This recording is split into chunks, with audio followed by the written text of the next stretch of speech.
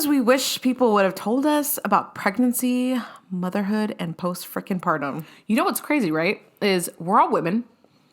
We all go through the same things. You know what I mean? I don't know what you're going to say. Like, why did no one warn us? Seriously. Like, for hundreds of thousands of years, people have been going through this. Why is it still such a mystery? I don't understand that. This is such a good episode. I love this. For those of you guys that are here for the first time, I am Bianca. I'm a work-at-home mom to 2 little girls. And I'm Crystal. I'm a stay-at-home mom to 2 littles. And this is the Messy Buns and Coffee Runs podcast. This is a no bullshit girl talk through all things mamahood and lifestyle, where there's a place for everyone.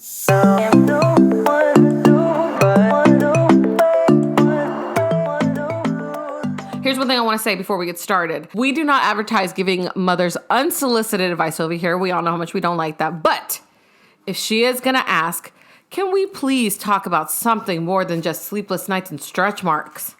Absolutely. I feel like there's so many things when I was pregnant that nobody warned me about, or even postpartum, like the freaking hair loss. Oh, okay. Before we get into let's start off with the journey, right? You're pregnant now. You have this, you're with child and your womb is full of fruit. Now what? Round ligament pain is a bitch. It's basically from your uterus, like expanding the muscles around like your belly or the lower half of your belly, like start to stretch so they get sore. No one told me that while it's stretching, first of all, it fucking hurts, but that when you sneeze, it would freaking hurt. Oh my goodness. That pain, I would have to hold my stomach. Yeah. And really like prepare for the sneeze. Get in the fetal position before you sneeze, ladies, because it will fucking hurt. And I had no idea that was even a fucking thing. My eyes would like roll back in the back of my head when I sneezed from the pain. I remember the first time that happened to me, I was like, is that what a contraction feels like? Because I had no idea. I had to Google it because I was like, wrong. They're a lot worse. Another thing, you're not going to show right away. I noticed that with Ben, I felt like I showed very soon, but what it was a ton of swelling. I was really, really bloated with Ben. Yeah, like in the extra water your body's carrying. Yes. You're not going to show probably until like honestly halfway through your pregnancy. Oh, yeah. Because the baby's still too small. But what you're experiencing is probably a lot of swelling. So a lot of belly pics I took were just a whole lot of swelling. So my bad. Another thing that nobody freaking tells you about pregnancy that absolutely drives me crazy is fuck all the creams, the oils, and everything. Stretch marks are genetic, you guys. Yeah. Listen to me. Listen to me. Repeat after me. Stretch marks are genetic. There's nothing you can do about them. Now, there's things you can do to help them. Like hydrate keep your belly hydrated. But at the end of the day, if you're going to get them, they are genetic. You're bound to get them. You're just one of the unlucky ones. Good luck to you. It's just the way it is. I feel like on especially moms' pages, the amount of remedies, people are like, I did this, and that, and I never got stretch marks. It's like, no, Becky, you didn't get stretch marks because you freaking use castor oil or coconut oil on your belly. You just like won the genetic lottery. Good for you. Yeah, exactly. I used a lot on my belly. I did the cocoa butter and I did coconut oil. Crystal, I started getting stretch marks so early on. It was disgusting. You know what's funny about that is no two pregnancies are the same. I wish someone would have told me that too, because Ben and Camila pregnancy, day and night. But with Ben, I got no stretch marks. And with Camila, I got them on top of my belly where you could see them. Yeah, me too. Yeah, it's just the way that the world works. It sucks. Another thing I want to mention, this kind of doesn't really fall into the topic too much, but speaking of pregnancy, you guys, do not listen to those wives' tales. They are so inaccurate. Okay, my pregnancies could not have been more opposite. With Annabelle, I craved only salty, Vivian only sweet. Annabelle sat a lot lower on my belly. Vivian sat up a lot higher. I had the line, that dark line. It went up to my chest, to my pelvis with Annabelle, but only from my pelvis to my belly button with Vivian. Every old wives' tale was complete opposite, and I had 2 girls. You want to know something funny about that is no one told me about the line that you get on your belly. It's called linea negra, and it goes from the bottom all the way to the top. And it doesn't go away right after birth. It takes months to go away. I thought it went away right away. You probably, if you're lucky, you don't get it. But if you do, I mean, there's nothing you could do about it. It's just gonna come, right? Mine had started fading when I got pregnant of Vivian, and then it came right back. Oh yeah, because I got pregnant. I got pregnant when Annabelle was 10 months old. You want to know something funny? Like something else. Speaking of dark, no one told me that your nipples grow. I had big old pepperoni nipples. Okay, so I read somewhere that my nipples got darker, like my Mine areolas were so dark. I read that it's because it's supposed to give your baby like a target, like so they can to see it better. I was disgusted with my boobs when I was pregnant. Absolutely disgusted. I couldn't even look They at them. look weird.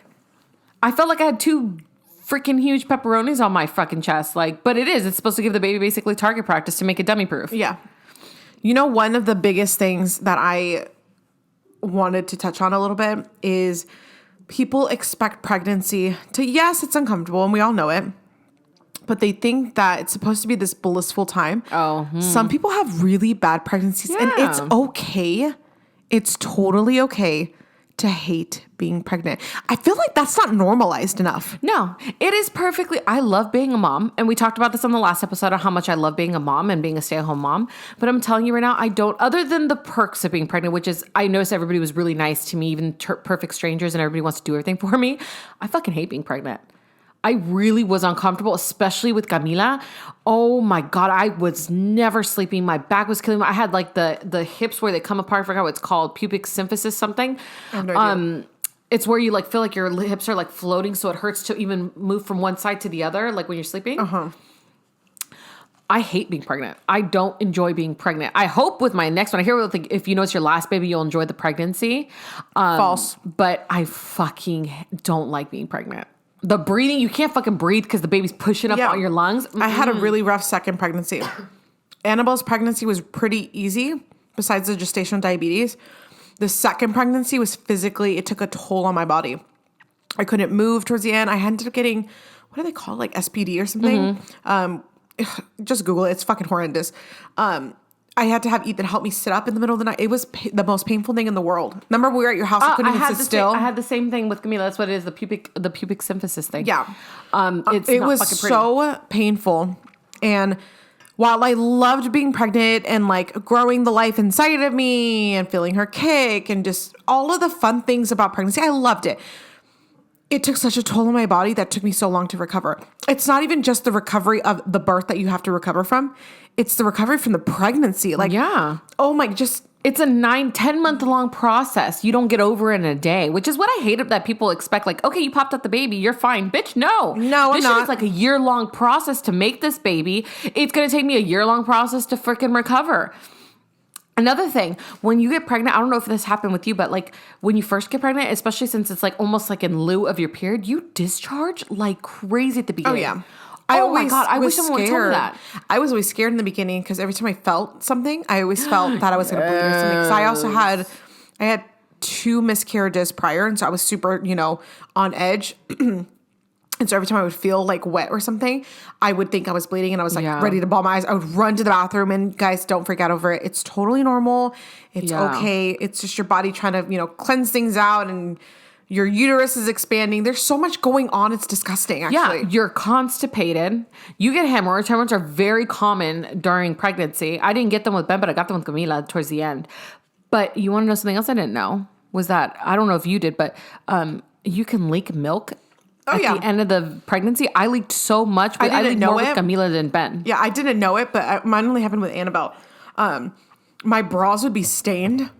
Yeah, every day. Like, it was disgusting. Or like if I was just wearing like a dress, like a no bra on around the house, it would leak through everything and all that like colostrum, I think it is. Yes, that first milk. Ew, and it stained so bad. Even when you're like pregnant, wear the nipple shield, or what are they called? Pads. Nipple pads or breast pads, whatever. Wear them anyways towards the end of your pregnancy because they'll ruin and stain your clothes and bras. That's what I permanently wear now, and I don't even leak that much now. I've been breastfeeding for 9 months. But I still wear them just because of I do still like have letdown when she's feeding, and I will like a little bit leak through or whatever, and it smells so bad on your bras. Remember we were at Mom's house one day and I kept telling you, I feel like I smell, and you're like, no, you're fine. And that's what it was when I went to take a shower later on, because I was like, I just feel like I smell. Maybe it's my clothes are dirty, and I didn't realize it was the fact that my bra still had old milk on it, and I was like, oh, ew, that's what it is. It's so gross. Also, if you're pregnant, I saw this TikTok. I want to say her TikTok name is like domestic blisters or something. I'll find it and link it. But her TikTok is the best account, I think, for moms who are struggling. If you're a mom and you happen to get pregnant with your kids closer together, it is okay to be fucking tired. With Camila, I was so exhausted from the pregnancy. Mind you, I had other things going on too. I was working, I was going to school, like there, and I had like a baby. But damn, like there were times where we'd watch TV all day long, and I'm like, homeboy, like I gotta relax, I gotta rest. I am freaking on my, like Camila's putting me on my ass. It is hard being pregnant close to having another baby. It is not easy. It's all blissful the first time around. So I am actually going to offer a different perspective on that one. Okay, go for it. Because I was not like that at all when I was pregnant with Vivian. And I actually had a really rough physical pregnancy with Vivian. I actually did 10 times more when I was pregnant with Vivian with Annabelle than I did before. And I kind of pushed through the pain just because it was my last time. It was just going to be me and my girl. So I was 9 months pregnant. We were going to gymnastics every Saturday, and it was during the summer. And during the summer, the swim classes run differently. So during the regular months, it's like once or twice a week, every week. During the summer, they do it like 2 weeks, but it's Monday through Thursday. So every single day, Monday through Thursday, Annabelle and I would, and mind you, I loved the swimming classes because it was mommy and me, and it kind of like gave me relief. So it kind of helped. Being in the pool when you're pregnant is the best. I was 9 months pregnant, going to swim classes. We were doing gymnastics. We went on all of our outings. We'd go to Target together. We did so much together. Do you feel like part of that? Because I know like something we haven't touched on yet that we should, but about that second baby guilt. You always said that you used to say that when you were pregnant with Vivian, like, how am I supposed to love another baby as much as I love Annabelle? I had that bad. I didn't at all. I didn't, honestly, did not feel like guilty, not even a little bit that like I was taking away any attention. Mind you, I was working, and maybe I was already a stay-at-home mom at that point, and Ben and I had a routine, and we were doing everything more than just like, the bare minimum. Maybe would have been different, but I really felt like no guilt getting pregnant with the second. No, I had a really hard time with my second pregnancy. I felt so guilty that I felt like I didn't have as much of a connection as I did with Annabelle. And I hope Vivian doesn't hear this when she's older.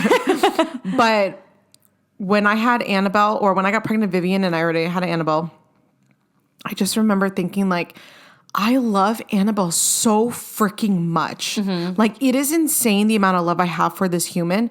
How the hell am I supposed to love? There's no way I can love another human. Yeah, I used to say the this way all I the love time. Annabelle. Like, Ethan and I were so in love with that little girl. Like, there's no way. He was always fine with it, but it was me. I was like, I don't know how. How is it humanly possible to love two? I feel like I'm always going to favorite Annabelle. Like, and that's not fair to the second baby.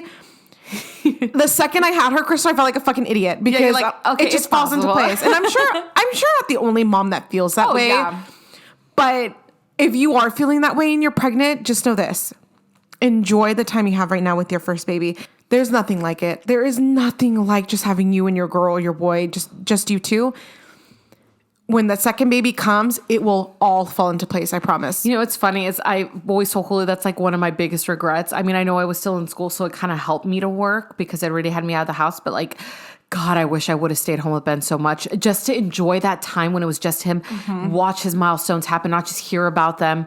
Oh my God, like that is like my biggest regret in life is not staying home sooner. Oh my God, yes. I freaking told you. Julio and I know you told me you're like, just when we were having trouble figuring out who would watch him. It's worth it, yeah. When you were telling me, I remember when I was like 7 months pregnant, we couldn't figure out who was going to watch the baby and we weren't comfortable sending him to daycare. You were like, stay home. And I was like, oh, but our insurance. Now I wish I would have been like, fuck the insurance. We would have just paid for it like we are now. And I could have stayed home. I would have loved to have that time with Ben. Like when I had to go back to work after maternity leave, fuck, that shit hit me in the heart. And especially, so then it got better. It was fine. We were going through the motions life. I was really busy. But then when I had Camila and I decided to stay home with them and I stayed home with them, I was like, God, like I love watching that little girl grow.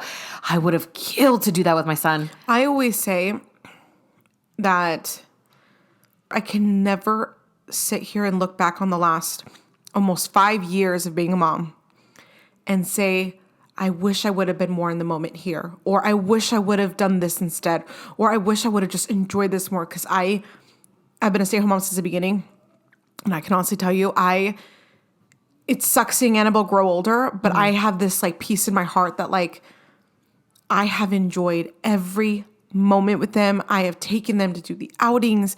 I saw them You're live building their childhood. I have like, that's what it is. I'm building their childhood, and there's no better feeling than that. Yeah. I get really lucky that I also found a job that allows me to be home so much. Yeah. To be able to do these things.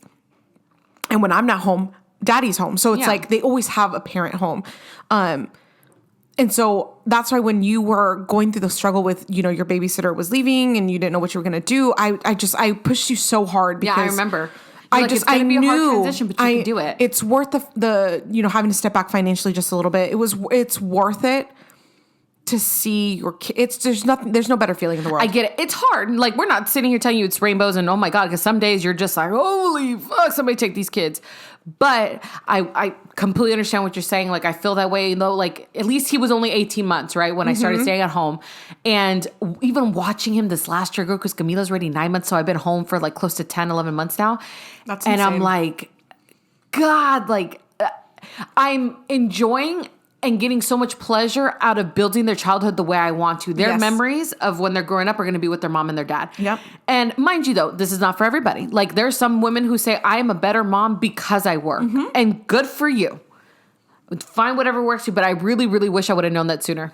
So now we're going to jump on into labor. Dude. Oh my God. It is so much more than, Okay. it hurts. and it's long. You are pregnant, I caution you because we're going to be so honest here. But I also encourage you to listen because there are so many things about labor that nobody tells you. 100%. I'm just going to start off with this. The number one thing I can think of is you have options, moms. Yes, the hospital has certain ways they like to do things. They have standard things they do. Do your research. And I told you this all the time. Yeah. You have options. Do your research. Go in knowing what you would like and your preferences, but also go in knowing that things could drastically change for you. Your plan will not always go the way you wanted to. But know that you have options. Whether you decide to delay cord clamping, right away skin to skin, delaying the first bath, delaying them weighing the baby right away, not doing the antibiotic ointments, not doing there's so many options for you. Ask your doctor. Yeah, talk to your doctor about them. Ask your doctor these things. They will answer it. Like, I didn't know that, but at the hospital where I delivered, they do skin to skin right after birth. They don't even weigh the baby until about an hour or so after birth. They right away do skin to skin, and then they try to latch the baby on. It was like that with both times I delivered, and that's not something I expected. Yeah. There's just so many things that the hospital will want, like they'll push for, but you can ask your doctor all these questions. Another thing is labor is nothing like it is in the movies. Oh my I will God. say, like, my first labor kind of was in the sense of like when I was actually pushing, but my second, nothing like that. Like, It was so peaceful and calm. It's so peaceful and calm the second time around. Yeah, it's not always all dramatic and stuff. One of my biggest things I don't think anybody told me is labor can be days long. I was under the impression that if I go into labor early in the morning on a Tuesday, I probably am going to have that baby by the evening. Yeah. Like the latest, right? Like 16 hours. Holy shit, that's a long time. No. Not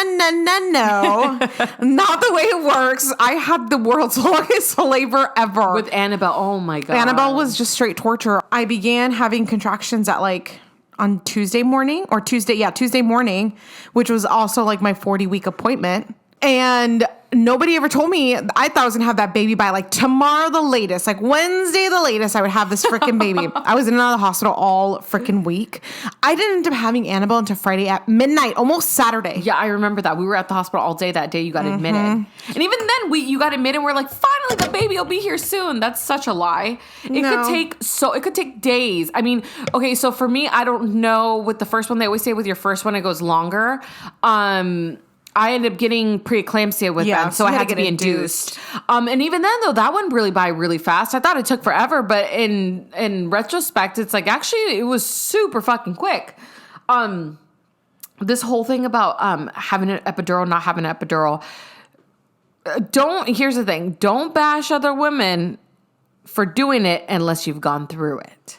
You know what it is too. Even if you've Don't gone through have it, an opinion on it until you've been in and not labor. even that. Let's say that you were able to do an all natural birth. Good for you, but it makes you no less of a mother than me who decided. I mean, to like, good have for an you, epidural. but you want a cookie? Like, I don't know. Yeah, what do like, you want? what do you want? Like, don't make other women. I think it's wonderful that you were able to do it. You're a badass, but it doesn't make anybody else any less than. Like, so I don't mean- let anybody make you feel bad about not wanting that epidural because Yeah. you're ultimately the one that has to go through that pain. And let me tell you something. You get these things called Braxton Hicks when you're pregnant, and they feel like mini contractions. And I thought, like, oh, okay, so if this is a preview, then Yeah. this is what they feel like. The doctor always says, oh, you'll know when you're in labor. Like, you'll know when those contractions are real. And let me tell you, especially with Camila, because I went to labor by myself, those fake contractions wasn't shit compared to the they real were like one. period cramps compared to what contractions actually are. It hurts like hell. And I don't know about nobody else, but even with the epidural, mind you, there was other things that went on when I was laboring with my son, but I felt everything when I pushed him out. Everything. And it hurt. But with Camila, it wasn't like that. Yeah. I didn't feel shit. was I was peaceful. good. It was You the didn't even most- want to push her out. They're like, you're ready to go. You're like, can I take a nap? Yeah, the lady's like, you're ready to push if you want to. I was like, you know what? Do you mind if I just take like a quick 30-minute nap? I even put on my like face guard and everything, my eye mask to try to take a nap. I remember. I thought you were fucking nuts, dude. I was like, push the baby out. I drove all the way down here. But you will feel like a bad ass. There is nothing like the feeling of surviving labor. Let me know. tell you, that is a rush that no one can explain. People until you used to feel always it. think I was crazy when I would say, I just want to feel the labor contractions again. And it's not because I enjoyed the pain. I'm not a psychopath. Pain is pleasure. But it was because it's just that feeling of just like, you're just invincible in that moment. It is phenomenal. The high you get after, there's nothing like it. Yes. I remember though, like, you know, they say that like, oh, all the pain goes away when you see your baby. It was not like that for me in Ben. When I gave birth to Ben, I was still burning really bad and I was holding on to him and I was still in like, I was so shocked, right? You're like, oh my God, I just gave birth. But who's going to help me with the pain going on down there? Because that shit stings. Yeah, I had 2 C-sections. I remember when not so much with Annabelle, we'll go into birth stories later, but with Vivian, I got to hold her right away. And we go into the recovery room, the postpartum room, whatever, and they hand her to me. And you know how painful it is to like almost hold a baby, Yeah. like when your stomach is like just got cut open. And they're like, you're not going to worry about the pain. Don't worry Yes, about you the are. pain. Yes, you You're a baby. The high of having your baby. I'm like, hell no. This shit hurts like a I love you, biatch. girl, but damn. I love you, but damn, you just fucked me up. Here's the other thing. Circling back to, you have options, and things probably won't always go according to plan. If you're lucky, they will, but overwhelming majority of the time, they don't. Let me tell you Baby's gonna something. do what the baby wants to do. Baby will do what it wants to do. Your body will do what it wants to do. Bianca took the classes, the Lamaze classes, the birthing classes. She was ready to push that baby out. She ended up having 2 C-sections. Yeah. I had my babies obviously after Bianca. And I think, I mean, I can't really think other than one person that I know that pushed their babies out vaginally. All the women in my family have had babies via C-section. So even with my first child, I was so unresearched. In my mind, I was just like, everybody I know has C-sections.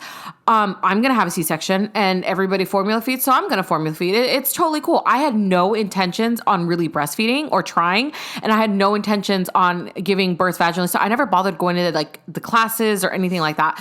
And I've had 2 C-sections and I breastfed both my babies. So You had 2 vaginal births. I had 2 vaginal births. Yeah, that's what I meant. I had 2 vaginal births and I ended up breastfeeding both of my babies. Like, your plan, let me tell you, will not go always according to plan. And that's okay. Go with the flow. Yeah, I think going into it with knowing what you would prefer and what your preferences are is great, but be extremely flexible and know that most likely this will not happen as planned. If you are one of the lucky few that it does, then good for you. But mentally prepare for it not so you're not disappointed afterwards. Yeah, just be happy that you're going to meet your baby, honestly. Yeah. Which brings us to Postpartum. This, I feel, is like the least talked about.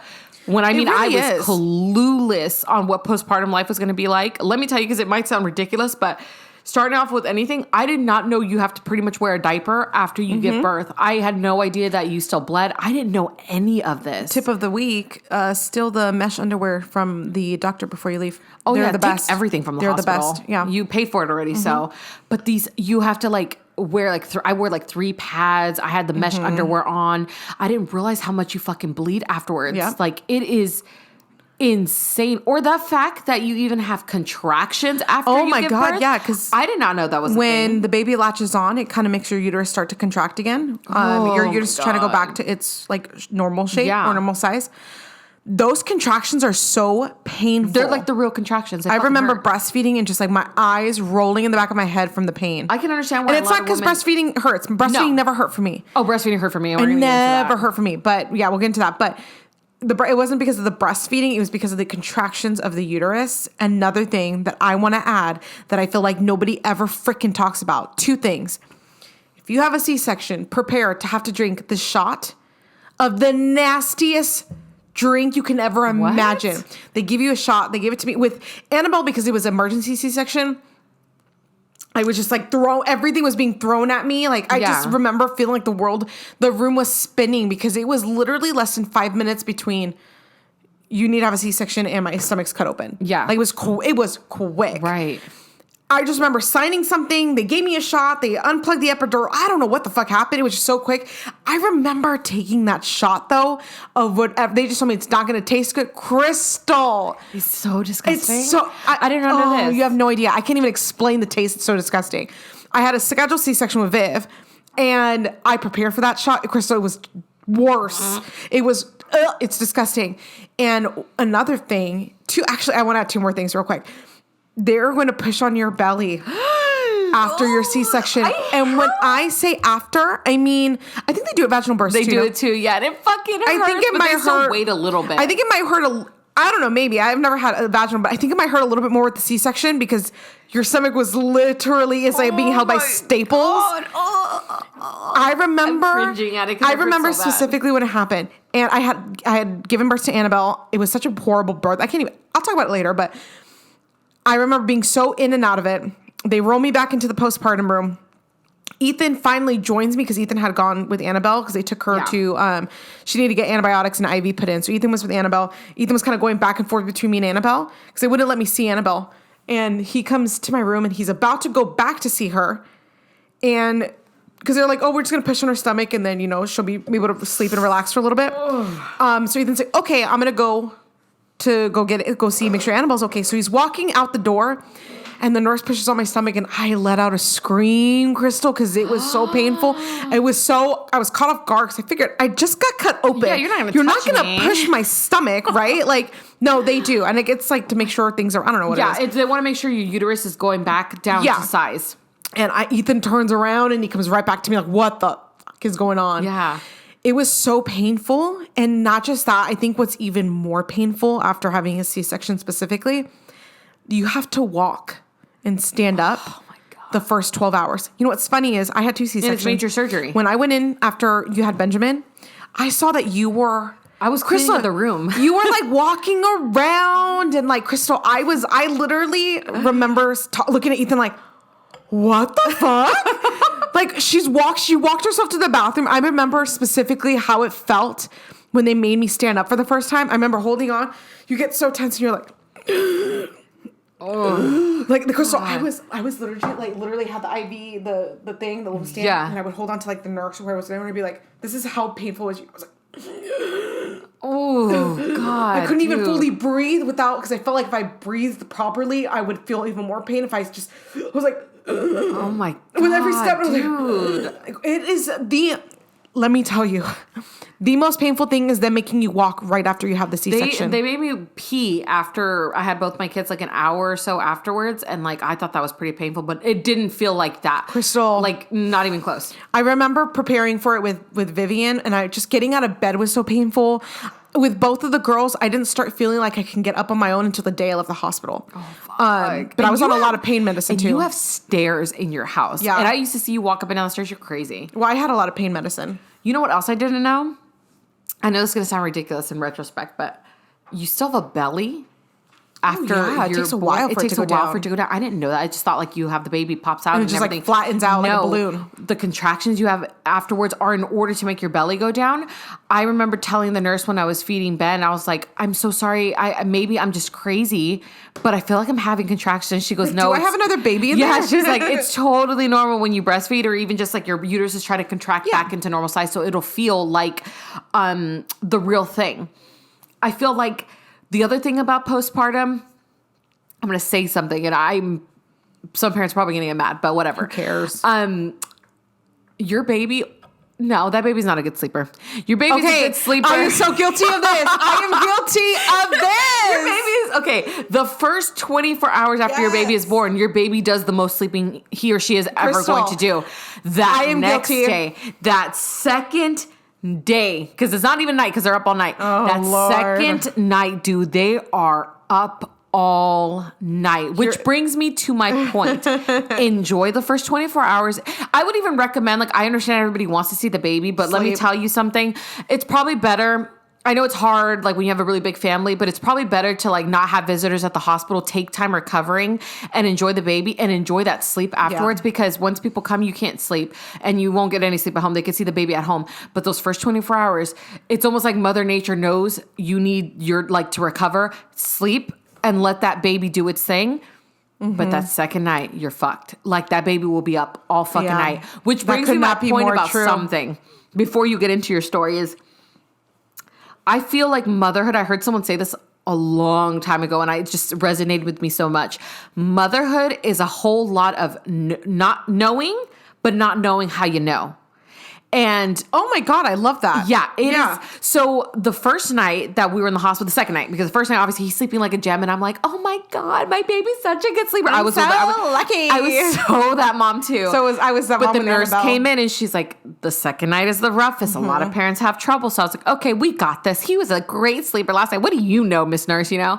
So sure enough, homeboy is just not going to bed, screaming a whole night. That's how Annabelle was too in the hospital. So I remember I was trying to get some sleep. We finally got him to knock out. I never had that issue with Vivian.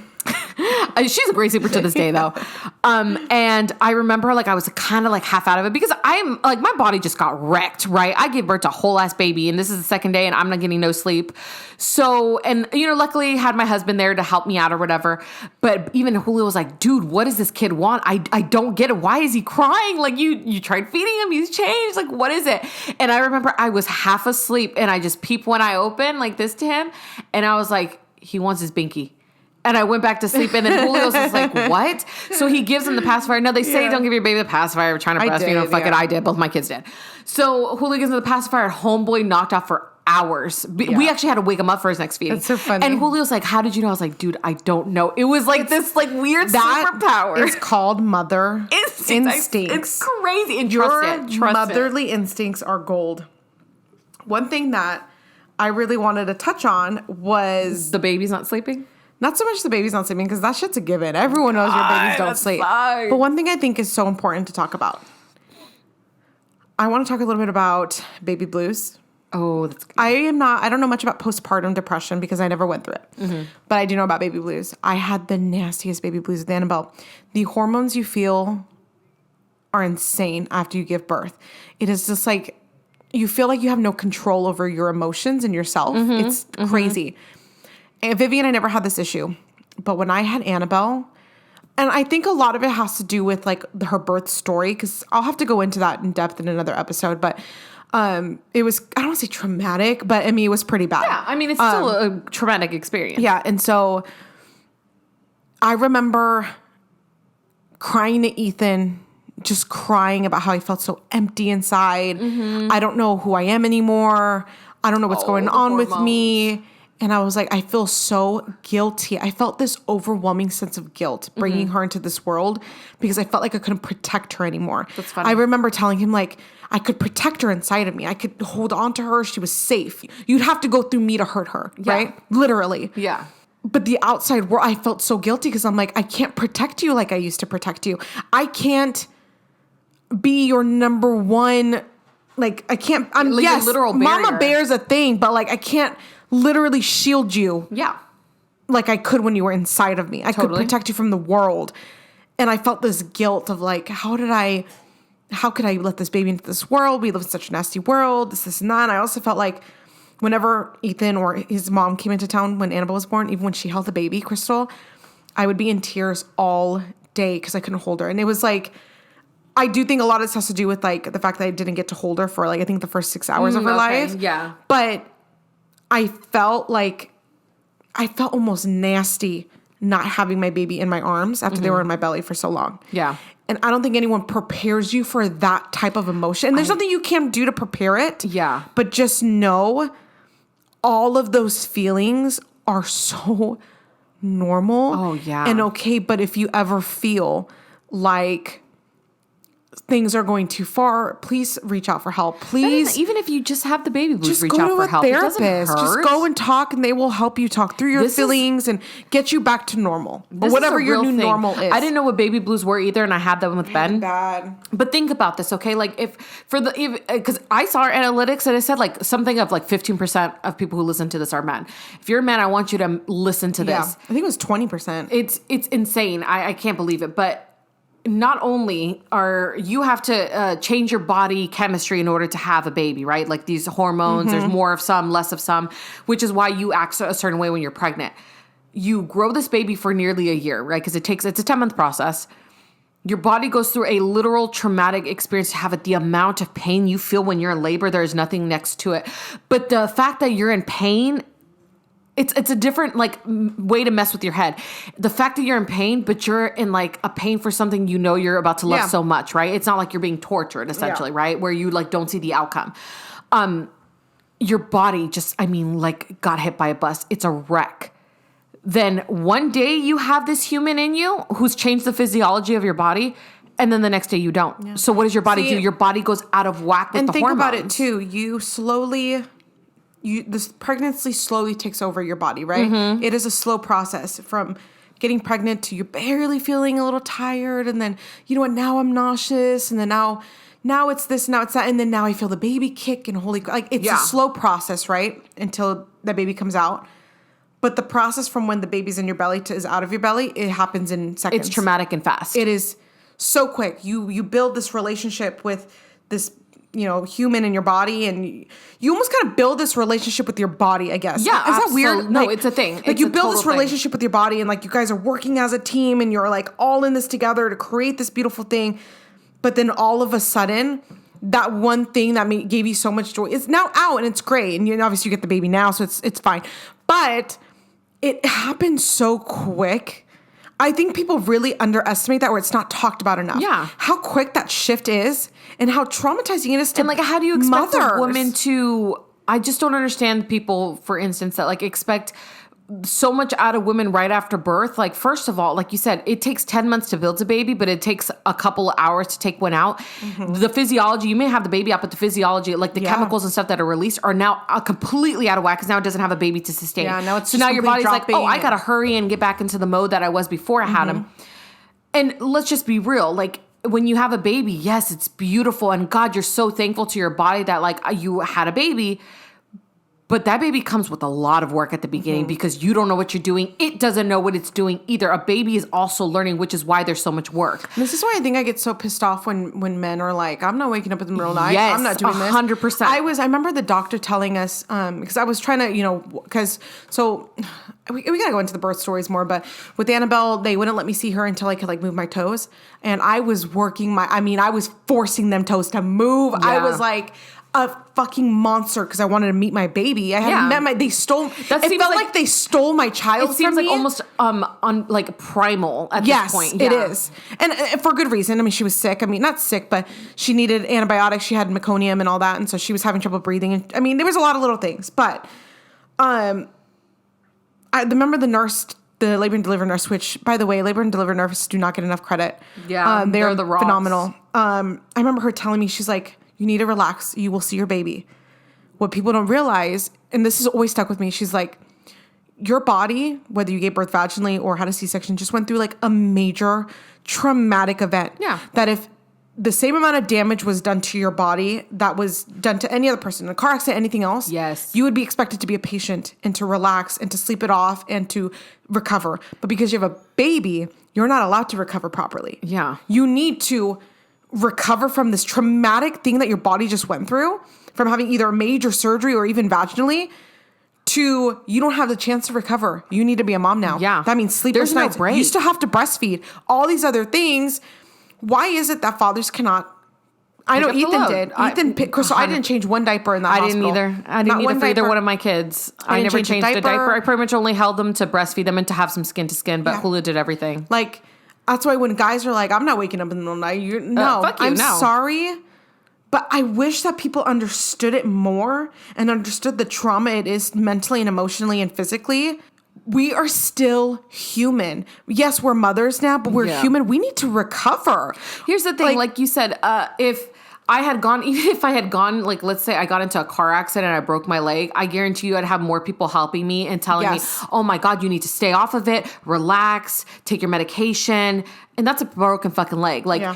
you're telling me that, like, if imagine if I told somebody who broke their leg from a car accident was just Get like, up well, and get cook and up and clean. I need you to cook, I need you to clean, I need you to Go to take care work, of this do kid, this, go to do that. work. I know you have a broken leg, but we just kind of have to like Yeah. push through the pain here, you know? Yeah. There you go, champ. Like, that's exactly what you're doing to moms.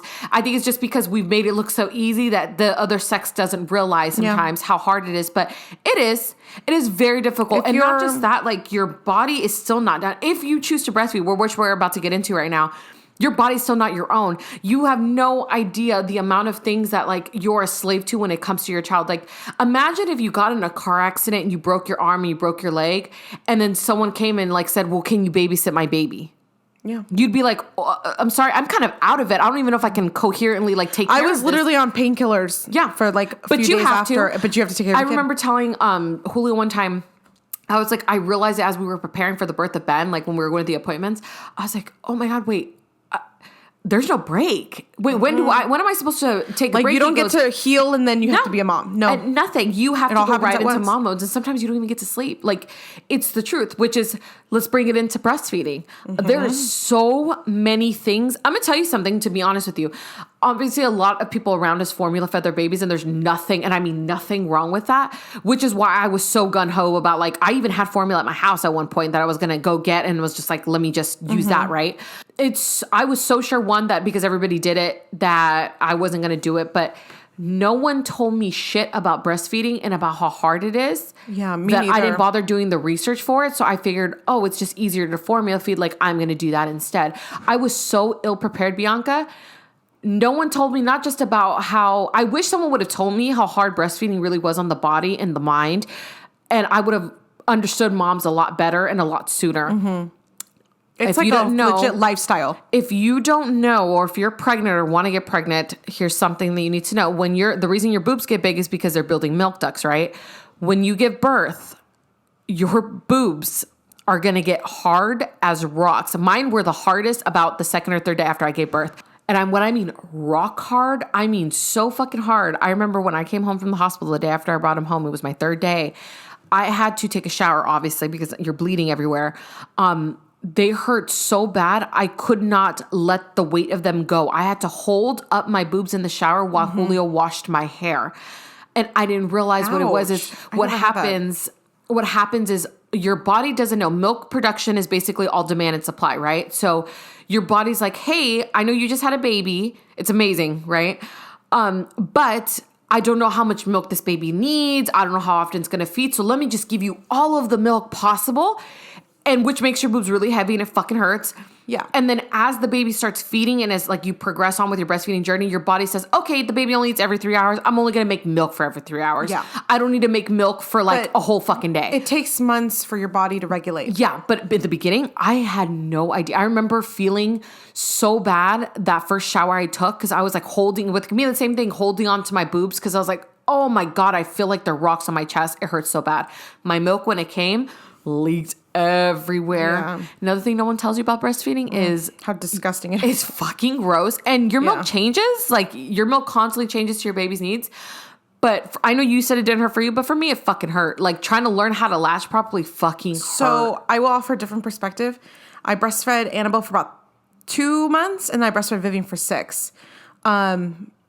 It never hurt for me ever, and even a little bit. It never hurt. The only time it ever hurt was when I shot a wedding. I was shooting a wedding. Annabelle, Vivian was 2 months old.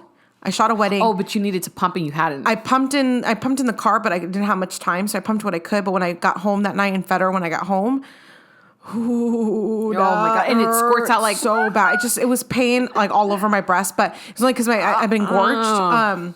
But engorgement. Oh. honestly, I never had a bad experience as far as it hurting. I never had issues with the girls latching.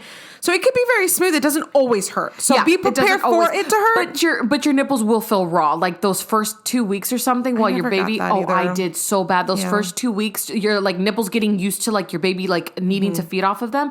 That hurts. It's like a rawness. I always used a nipple cream though. Maybe that's why. I didn't. I used from the beginning. Yeah, I always used, and now my nipples never felt like that. I will tell you something that changed my life. Like, let me tell you something. I already told you guys that I was just so fully prepared not to breastfeed at all because like I said, not a ton of people around me breastfed, and I always heard that it like sucked.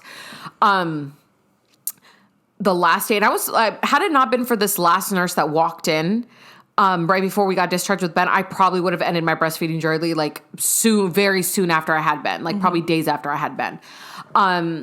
Everybody, first of all, is going to tell you there are going to be tons of people that come in and help you because they're going to encourage breastfeeding. At least at our hospital, they did. Yeah. And everybody's going to have a different opinion on how to do it. You need to find what works for you, and you will learn your baby's rhythm. You as a mom will learn. Yeah. But there was this lady that came in. I remember everybody was so nice, but everybody had such a difference of opinion. This last lady came in and she was kind of a bitch. I was like, damn, like, who took your lunch? Shit. So we were getting ready to get discharged, and I was like, let me feed Ben before because he's going to get hungry, and then I'll feed him again when we get home. Same thing, having trouble with his latch and not working. She grabs my boobs. She like she's giving me all the best information I could have gotten when it comes to breastfeeding. Yeah. But then she just like flat out just grabs my boobs, pulls it out of the shirt and looks at my nipple. She's just like, okay, she felt both boobs. She's like, you're not going to have a problem with your supply. But because you are bigger chested and you need more support, your nipple's going to get pushed in from your shirt.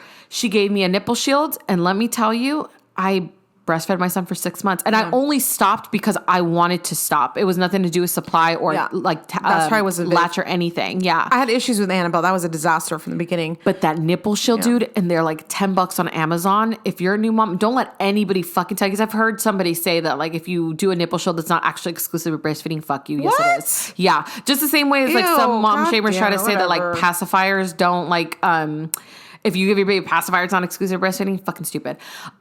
Get yourself a nipple shield. Oh, I have. It's stupid. Get a nipple shield. If you plan on breastfeeding, I promise you, put one in your hospital bag. Use it, even if you just as one last hurrah. Because I know people have started off really, really wanting to breastfeed and then ended their journeys very quickly. Because they didn't have the proper equipment or tools, or even just like, dude, it takes patience. But I would encourage maybe not using it at first and only using it if you have to. No. Use it only if you really want to. It can become a hassle having to take the nipple shield everywhere, and if you get the baby used to it, the baby won't take it by itself. Yeah, I breastfed Vivian with that one. I never had issues breastfeeding. It was always, well, at least with Vivian, it was pretty easy. Never hurt, never nothing. She took it fine. I just didn't like breastfeeding, and I fed her for 6 months, and I was like, you're good with formula after that.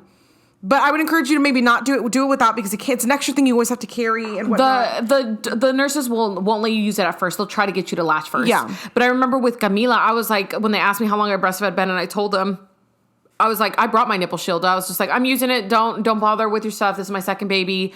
This nipple shield works for me, and I'd rather my baby have the milk from me than give up and give him formula. So I'm going to use a shield. I would recommend trying it if you really, really want to continue on your journey and you can't tame your baby to latch. There's just nothing another wrong. thing to try. Yeah. But this is hard. And another thing no one told me about fucking breastfeeding, man, is like the time commitment, how hard it is. It's like a full-on lifestyle. Telling you, when I said I was not prepared at all to breastfeed, I'm still breastfeeding my daughter. And I'm 9 months exclusively breastfeeding. And I don't know about y'all, but my boobies is tore up too. That's why they get so saggy, because they inflate and deflate with milk. But I'm here to debunk a little something, at least on my end. Yes, I know everybody says, oh, if you breastfeed, the weight's going to come right off. It'll help your uterus go back down to regular size, which helps you get rid of that bump. Yeah, but it does for the first month. If you decide to breastfeed for an extended period of time, it will actually make you fat. Any mama out there breastfeeding knows the struggle. Like, I have my water with me right now. You instantly get thirsty and you get fucking hungry because your baby's taking your nutrients. That's how I was with Vivian. I gained a lot of weight after having Vivian. I gained more weight because with Camila, because I decided to breastfeed her longer, because you're sitting, right? You're bored. Yeah. You're bored. And no, the baby's baby's taking your nutrients from you. I want chips. Start eating about my Cool Ranch Doritos. The baby's taking your nutrients and stuff. So you get hungry. Your body will get very, very hungry because it needs to replenish. So you sit there and you snack all fucking day long. So breastfeeding makes you fat. So yeah, I agree with that one. And it's fucking boring. So we did. But there is a bond. Like, don't get me wrong, because I'm considering stopping breastfeeding soon here because Camila, when I find out when her appointment's next week, if she's able to go to whole milk or not, because Ben was able to transfer to whole milk at 9 months. I may consider like ending my breastfeeding journey, and I am getting really sad about it because it's my time with my girl. Like it's just us. But I was saying in the middle of the night, God, fuck. I will say playing, the other side of it, I never, ever, ever, ever felt that bond that people talk about when you're breastfeeding. I never felt it. I never understood it at all. I still to this day, like I breastfed both girls, maybe not for long, for Vivian a little bit longer, but I breastfed them, Annabelle for 2-3 months, Vivian for 6. Interesting. Never, ever felt that bond. I felt honestly resentment towards my kids when I breastfed because I felt like I gave you my body for 9 months already. Let me have my body back. I'm done. I was just done. I didn't feel sexy anymore. I didn't feel like I wanted to get dressed up. I was leaking everywhere. They were just sucking on my breast while I had nothing. I literally was idle for an hour, 2 hours every fucking day. Like, I didn't like it. Yeah, it is a lifestyle. And I don't another like thing, it. sacrifice, like you have to imagine like when it's time to, have that sexy time or whatever. Oh, yeah. But you got to be careful because if they get stimulated, milk's coming out. Yeah, if you like lean over. And like I can only wear certain bras and I have to wear whole wardrobes based on like, how accessible my boobs are. And especially right now, my daughter is like, she's 9 months, but she's able to cruise the first. She's even practicing like standing on her own at this point. So she's able to come up to me when she wants the boobs and she'll tug at my shirt.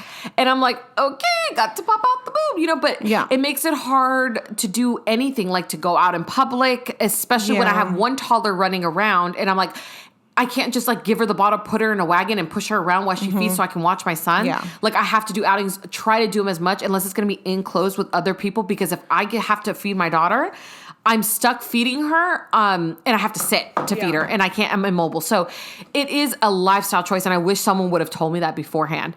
I would say do your research on whether you want to breastfeed or not, but do not feel discouraged if it's not for you. Yeah, do not feel discouraged if it's not for you, guys. Don't let anybody make you feel guilty. I know it's hard to find that internal guilt when you want to quit. Then quit. Your baby will be fine. Shit. So we actually had 2 questions on our Instagram about breastfeeding. Ooh, fun. Okay. One of them is it wrong to breastfeed your 18-month-old? It's not wrong as long as you don't feel it's wrong. Yeah. Longer than what I would do it. I feel like if your baby's like asking for it or like able to like just grab your boob and like if they're able to walk up in public and be like, Mom, I want milk, and then I feel like that's wrong. But as long as you feel like you're comfortable and you feel like sometimes it's not even about like even at this point, honestly, with me and Camila, it doesn't feel like she so much needs it as much as it's like just a comfort thing. Yeah.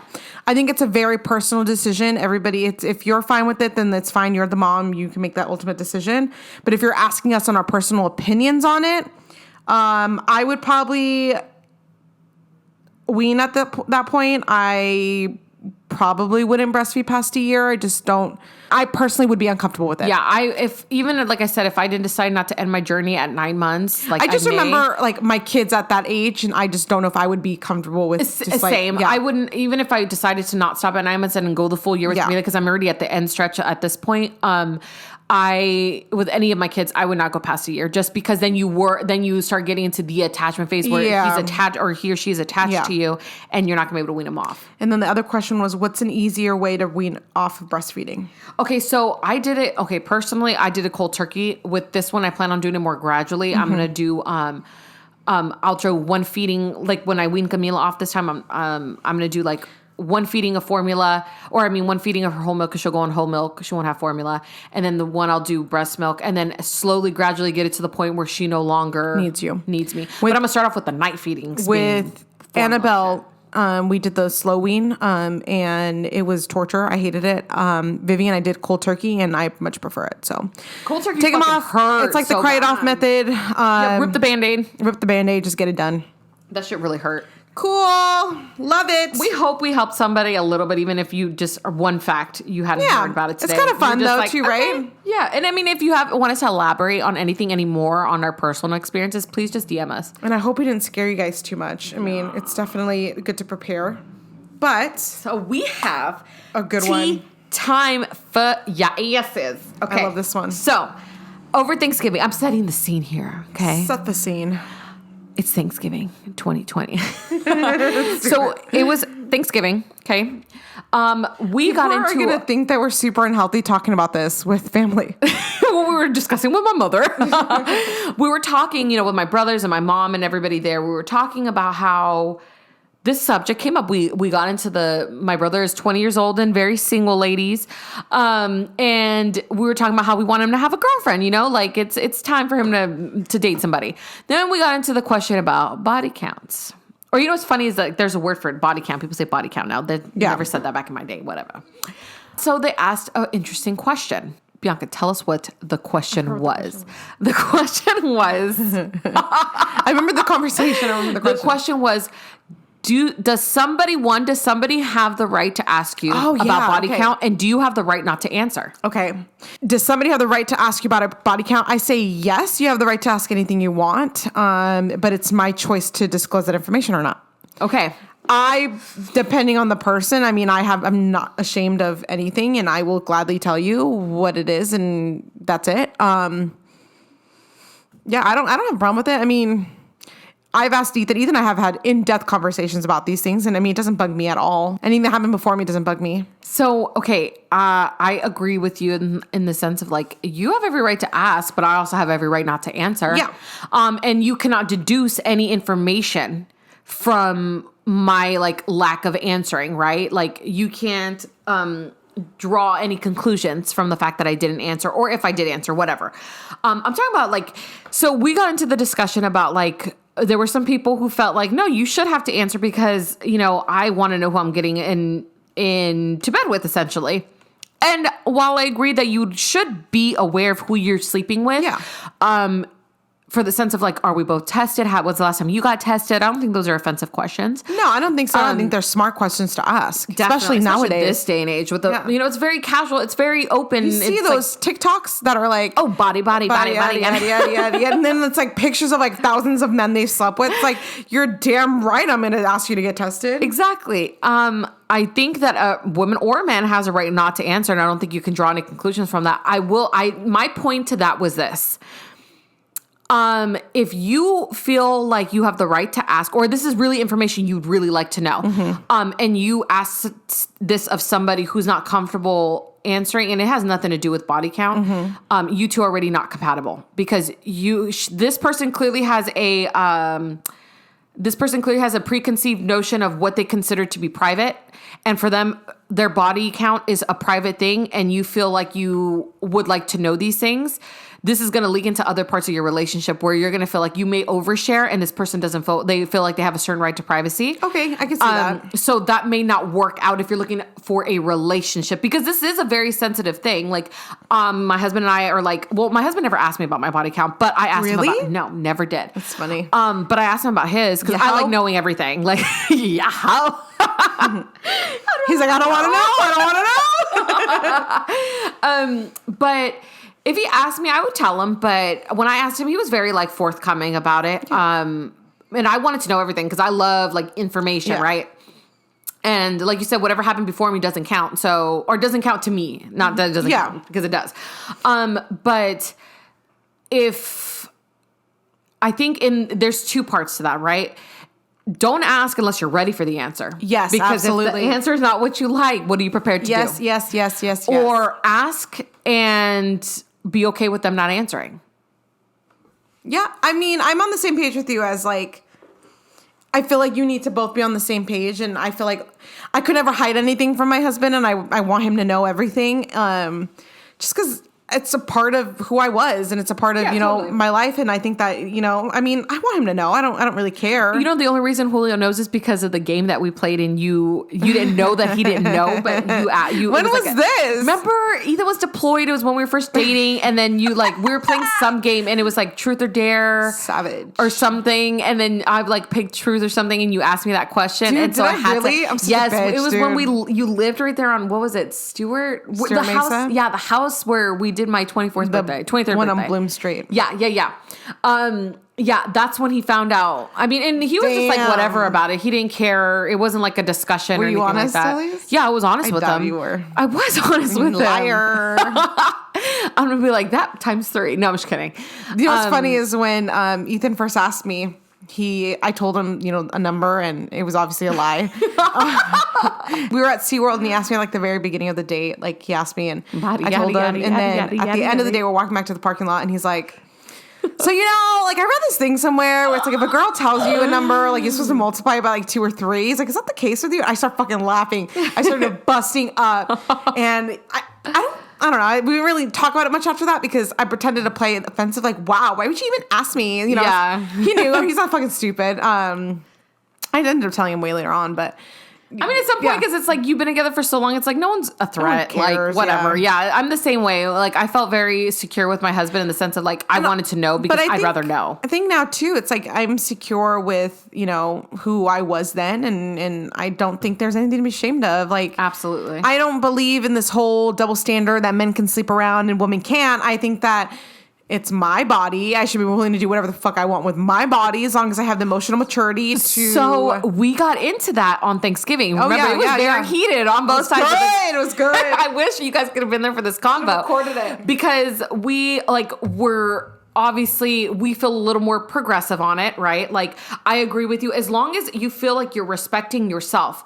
And I think I put it this way. I said there is a difference between because the topic that came up was like, well, women who sleep around don't respect themselves, right? Oh yeah, I disagree. And I told you, right, we were talking about this. I think the point that I made was I feel like there is a difference between a woman who sleeps with a lot of men because she wants to sleep with a lot of men because maybe she's just sexual like that, Yeah, okay? she just has a higher sex And there's drive. a difference between a woman who sleeps with a lot of men because she feels like that's the way that she's going to get them to love them. Yes. I think one does have a self-respect and I think the other doesn't. Yeah. And I think as long as you're emotionally mature enough to where exactly. you know the consequences of your actions, sleep with whoever the fuck you want and be safe. Yeah, just be safe about it. And I think that as long as you realize that sex will never Keep lock a anybody man around, down, yeah, or a baby. Yeah, you'll be fine as long as it's because it's for you. It's not because you felt like this guy wants you to do it or this person wants you to do it, or he'll maybe keep you around if you do this with him. Like if it's for you and it's your own personal thing, I don't think it's okay for men to be able to sleep around because they're men and then women are fuck just no. like, we're only here to please you guys. So it's like, no, it's bullshit. To me, it's like,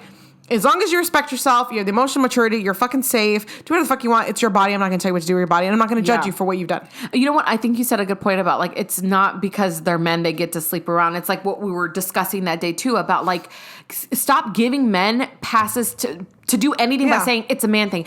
If a man cheats, just like women cheat all the time in Yeah. their marriages, just like men do. It I feel like happens. women cheat just as much as men. Absolutely. So, yeah. No, and the thing is, like, the way people view it is like, oh my God, she cheated. So scandalous. How could she? She has no respect for herself. But if a man were to do it, it's like, mika, he's just being a man. Like, You gotta let it go. You gotta let it You go. gotta Like, forgive he's just him. being a man. Like, men, like, no, no, I don't believe that. We are both responsible for upholding our vows. Now, if, like, my marriage, for example, if Julio were to cheat, it is not going to be because he's a man. It's going to be because he's a flawed human. Yeah.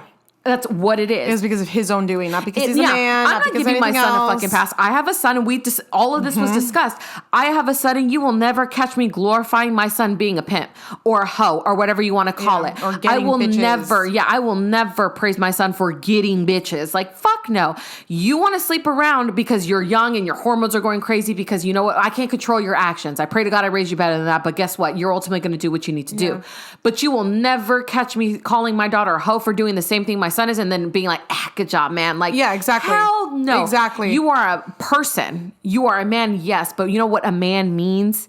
It does not mean you're sleeping around. That gives you, that's like, you know what that sounds like to me when you say, well, he's a man. Like that's just that's what men do. What that sounds like to me is like when we give kid passes for doing things, like when, I don't know, like Camila, she's 9 months, when she, I don't know, maybe smacks her brother by accident because she doesn't know, right? And you're like, she's a baby. She's doing it because she's a baby. She doesn't know how to eat. Camila doesn't know how to eat with utensils because she's 9 months. She's a baby. You can't expect a baby. But it's my job to teach her. It's my job to teach her, right? Because she doesn't have like those skills. But that's a true pass. She doesn't even have like the physical ability to use a fork and a knife right now, right? That's like when you say things like, "Oh, it's just because he's a man. That's just what guys do." Like, no, it's not what guys do. That's what you're saying. You're saying that like, oh, it's just a part of their physiology. Just the same way it's a part of a baby's physiology to not know how to fucking use the bathroom whenever they are first born and they have to use diapers. It is not the fucking same shit. No. It is not the same shit. No, you're a grown-ass man and you're responsible for your actions, just like you're a woman and you're responsible for your actions. Yep. This was a very heated discussion on Thanksgiving. I will never, and I have a son, and I will tell you, I will never praise my son for doing stupid shit like that. Never. I will never praise you for having a million girlfriends or whatever. I don't understand, like, as a mom, like, if I don't have a son, but if I did, like, I would be so fucking, I don't know if it was just a high school girlfriend. If you made a commitment to somebody or something, you seek out that commitment. If you are no longer happy, say something and then move on. 100%, because you know what? That's the kind of man you're going to be. Yeah. In the future. And if I sit here and chalk it up to like, oh, honey, you know, like, you're just a dude and that's just the way it is. That's just the way men are. What is he going to think in his mind? He's like, well, we're men. We get a pass for cheating. But your woman is never allowed to do that. Fuck that. No. I will never praise my son for cheating on one of his little girlfriends. Like you said, I don't give a fuck if it's in high school. I don't care if he's in the wrong.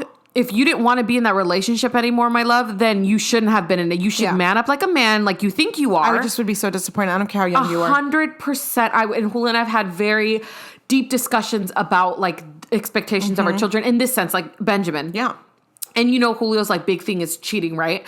So he's like, I would be so disappointed in him. I'd be so disappointed in his character if he didn't have the balls to man up and just say, I'm sorry, I don't want to be with you anymore. As much as that hurts, but it's so much better to be known as someone who was harsh but fair than to be known as a cheater and a liar. Like 100% no. So I think while I think that we have rights to ask questions, we also reserve the right not to answer any questions if we don't want to. Yeah. And if you're not comfortable with not knowing the answer, then you need to be with someone who's willing to express whatever you want them to express. Again, it's just being on the same page and as the person you're with. I think we need to stop giving men passes for shit. Absolutely. Nope, men don't get passes. You don't get a pass because you're a man because you have that thing between your legs. Yeah, no, because it don't mean shit. No. It don't mean shit. It's 2020. It is 2020. We are all held to the same standard. If we're not, you better start holding then don't commit. It's simple. Then don't make vows. Don't commit. Yeah. Don't call somebody your girlfriend. You know what's funny? I saw this TikTok, right? And I literally just saw it this morning. It said, when did you realize you were the toxic one in the relationship? Woo-hoo-hoo. And this guy goes on and he's like, I was dating this girl. We're together for a while. We broke up. We break up and we're apart for a few months. And we decided to get back together. Mm-hmm. When we get back together, we're like, okay, we had the hard conversation of, have you slept with anybody, blah, blah. He's like, yeah, I slept with about 10 different women. Oh, fuck. Yeah. And she was like, I didn't sleep with anybody else, blah, blah, blah. And so he was like, okay, cool. But then he went on Instagram and found that she followed a dude on Instagram that he didn't want her following from before. Mm-hmm. And he broke up with her because of it. He's like, that's when I realized I was the toxic one. Yeah. Why is it that I've been in relationships like that? You can break up with her because of following someone on Instagram, but you can have sex with 10 girls. Yeah. But it's okay. Yeah. Because you're a man. Because you're a man and your feelings are hurt. But you know what? I feel like, and we can always dive into a deeper conversation about this in another episode, but I do want to say this. Coming to that, right? Because it's beyond just toxicity. It's a part of our culture that we force our girls to grow up faster and we baby our boys. Not in my house. As much as I love my baby boy, as much as I adore him, he is my little gordito, chonchito. I fucking love that kid. But you wash your own damn dishes too. If your sister's got to wash dishes, so do you. Yeah. You got to clean up your room. I have no problem doing their laundry if I'm doing it for everybody. Yeah. But I am not going to make Camila fold something or have her help me do laundry while Benjamin sits on his ass. Mm-mm. You got me messed up because you know what that raises? That raises man babies. And this is where you get into these relationships. And I know I've been in one where it's like, you feel like you're raising a third child and it's considered cute because it's like, oh, he's a man. He just doesn't know how to do anything. He's a mama's boy. That. Let's raise our boys to do better. All right, guys. So I hope you guys enjoyed this little episode and our very long rants on pregnancy and babies and body counts. And this episode is crazy. I love it. We can't wait to chat with you guys next week. We have a fucking good ass episode next week. I'm so excited. We are doing a part 2 to our first episode, husband edition. Oh, being a good teammate, numero dos. Yep, this one's gonna be really good. And I'm super excited to get them on the podcast. We're bringing on the fellas. Let's do it. Thank you guys so much for listening to this episode of Messy Buns Coffee Runs. Runs. We will see you next week. Peace. I'm the one